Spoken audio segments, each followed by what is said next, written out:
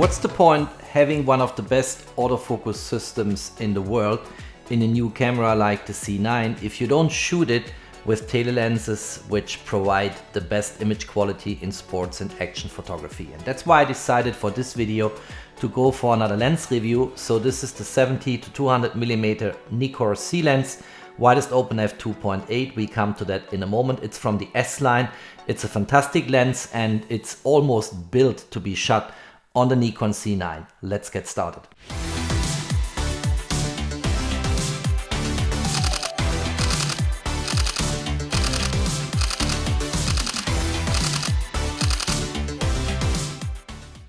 When discussing the lens, let's start with build quality. This is a fully weather sealed lens and it is sealed against splash water and dust.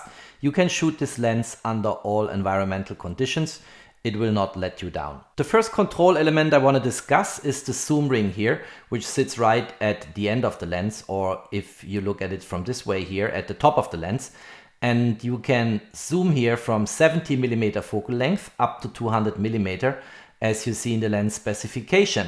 And there's something magic going on with that zoom ring. I don't even know how to best describe this, but if I go for a longer travel way, like from 70 to 200, it happens in fractions of a second, and there is almost no resistance in that zoom ring here.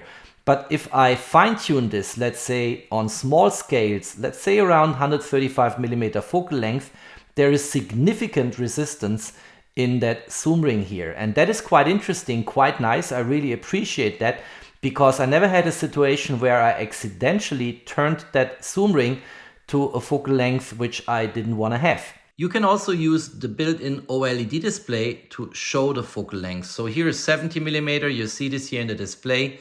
Then we have 85, 105, 135 and 200 mm. And if we go all the way back to a zoom position of 70 mm, we have a minimum focusing distance of, let's turn the focus ring now. By the way, the focus ring sits here, and then we will see this, and this will very likely stop somewhere here. Yes, so 0.5 meter is the minimum focusing distance at the 70 mm zoom position, and then the more I zoom, the more I have to move back or away from my subject.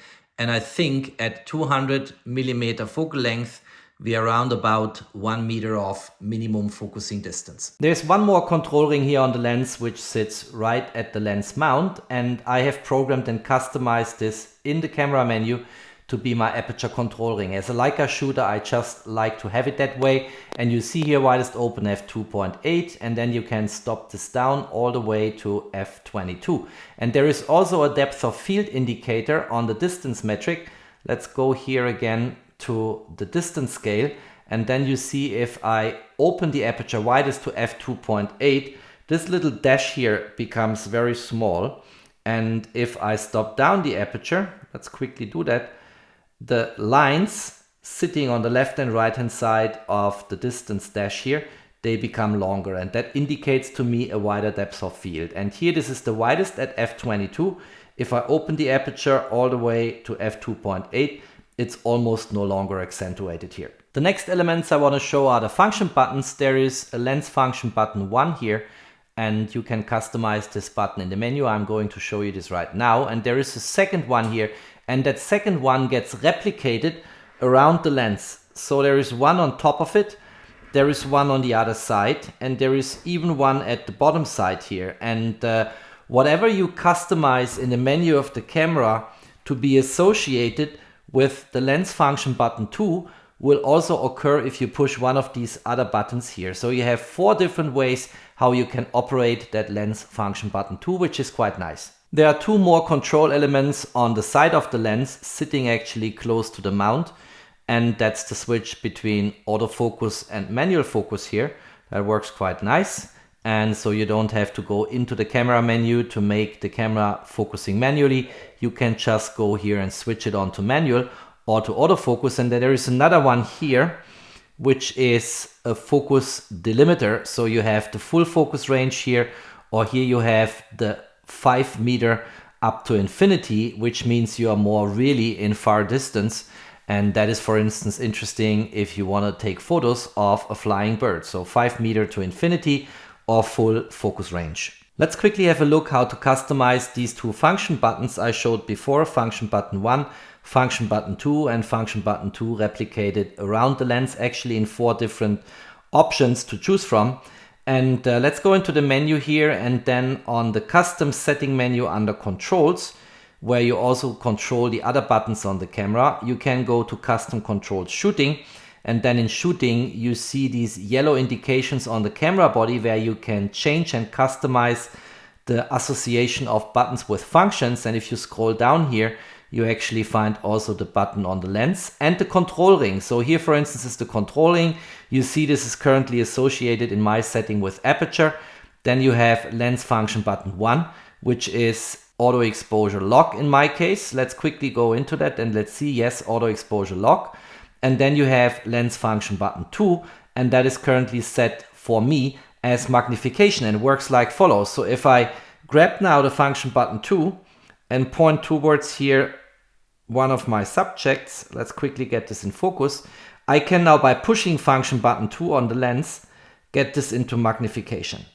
And that is quite convenient. That's the way I've set this up. If you push it again, it goes back into the normal magnification. Like often with tele lenses, you can also use this lens for macro or close-up type shootings, and the maximum magnification ratio is 0.2 times on that lens. The construction of the lens is quite complex, so we talk about 21 lens elements in 18 groups, and the lens also is a VR lens in Nikon terminology. That means vibration reduction is incorporated, and in combination with the in-body image stabilization of the Nikon Z9 based on sensor shift, you get about 5 stops out of this, and that is of course quite convenient if you have a long tele lens like the 70 to 200 mm here in front of you. In case you closely follow the Nikkor Z lens lineup, you will have seen that there is a new Nikkor Z 100 to 400 mm f4.5 to 5.6 lens currently hitting the market. It's also a vibration reduction lens, and you can try, of course, to get close to that new Nikkor Z 100 to 400 mm by mounting between the 70 to 200 mm lens and the camera body a Teleconverter 2.0 for the Nikon Z system, and that will beef you up from 70 to 200 up to 140 to 400, which is close to 100 to 400 in this new lens. And you will lose on the aperture side, of course, a 2x teleconverter on a widest open lens of f2.8 turns it into widest open f5.6, but that's also the widest open aperture you get on this new Nikkor Z 100 to 400 mm. The question is the quality of the combination of the teleconverter with the lens mounted on the camera body as good in terms of image quality as a native 100 to 400 mm lens? I personally doubt it. But, you know, if you want to save some bucks, then maybe a combination of 70 to 200 with 2x teleconversion is a good alternative to a 100 to 400 mm lens, which you can purchase very likely in the next weeks. The filter size of this lens is 77 mm. So if you want to purchase protectors, is not super cheap. And the last data point I want to provide, of course, is the weight. And the weight of this lens is 1,360 grams. So if you mount it on the camera, you have quite something in your hands. I want to show now lots of sample images which I shot with that lens. I should say I really enjoyed shooting that lens, but before coming to sample images, I want to provide a couple of tips and tricks here. And the first one is right in front of you. It's the lock button for the hand grip for the portrait mode. And you see, typically you have it in portrait mode like this, and you have control here over the shutter button. But what happens over time is, whenever I have the camera for a while in my hand and work with it, this button silently and slowly travels back into unlock. And if this is unlocked, then you mess up with all the other functions when you work with the camera. For instance, if I push the menu button here and I hold it here, I accidentally activate focus. And that is something which happened to me in my very first minutes with the camera, because my first reaction when I get a new camera is always making the settings in a way that I feel comfortable and home with that camera. And that button here was not locked. And whenever I tried to adjust something in the menu and firmly did hold the camera, it started to focus. And that is super annoying. And I think this button here is just too soft. And I made it a habit now to, whenever I grab the camera, make sure I control first if this shutter button here for the portrait hand grip is really in lock and not unlocked. And that's my tip number one for you. If this happens to you and the camera is doing things which are unintended, make sure that button is locked. Otherwise, it will always mess up your workflow in the same way as I just showed here. All of a sudden, the menu is gone and I didn't even touch the back of the camera body. The second tip I want to provide is about the autofocus system. I think it's super important if you want to become a professional shooter with a Nikon Z9 and a lens like the 70 to 200 millimeter here mounted on the camera. You need to make yourself familiar and comfortable with the autofocus system. And let's make a typical beginner's mistake here. So you see here that the focus is sitting on the eye of the model, but it's not sticky. It's not updating. So what went wrong here? And let me quickly illustrate this. So I go here into the focus system and you can here choose what you want to have in the autofocus area mode. I'm here on wide large, and I also have down here activated face detection and eye detection of human bodies. So that looks good. What I didn't do here is, let's go back here, is I forgot to switch from autofocus single to autofocus continuous. And then you will see now how the focus all of a sudden becomes sticky on the face. You see this here? Now I can move the camera and the focus stays with the model's face and becomes sticky on the face and the eye. And these are simple, tiny little things. If you don't make yourself familiar with the autofocus system, you will always have a hard time producing great images, in particular if it is about sports and action, for instance, bird photography or on a competition where people move quickly. And my tip is really make yourself familiar, find out what best works for you. There's also 3D tracking here, which I tried. I'm going to show a few samples in a moment because I recorded with the Atomos Ninja 5 the focus tracking on that camera. And then make sure here, that's also a beginner's mistake, there is an auto mode here where the camera, based on being trained with machine learning and artificial intelligence, decides itself what to hunt for. So the face of a human being, the face of an animal, or maybe a plane or a car. But you can also, for higher precision, go precisely for faces of humans or for faces and eyes of animals, for cars and so on. And you can choose that, and it's important just to make yourself familiar with that. And then back here, make sure whenever you want to track something, you need autofocus continuous. Otherwise it will not work. And by the way, the last tip here is on the metering side. It's always recommended to go, if you go for subjects which move quickly, at least for center weighted, if not for spot. I typically go for center weighted. That's the best way to go. And in this way, you will very soon learn to be successful in shooting sports and action. You can then further fine-tune your focus behavior of the Nikon Z9 in the camera menu. And as I said, it's worthwhile to spend quite some time with all these settings to best possible leverage the fantastic capabilities this camera has when it comes to focus tracking, autofocus, and being used in sports and action, in particular with a lens like the 70 to 200 millimeter, which is currently mounted.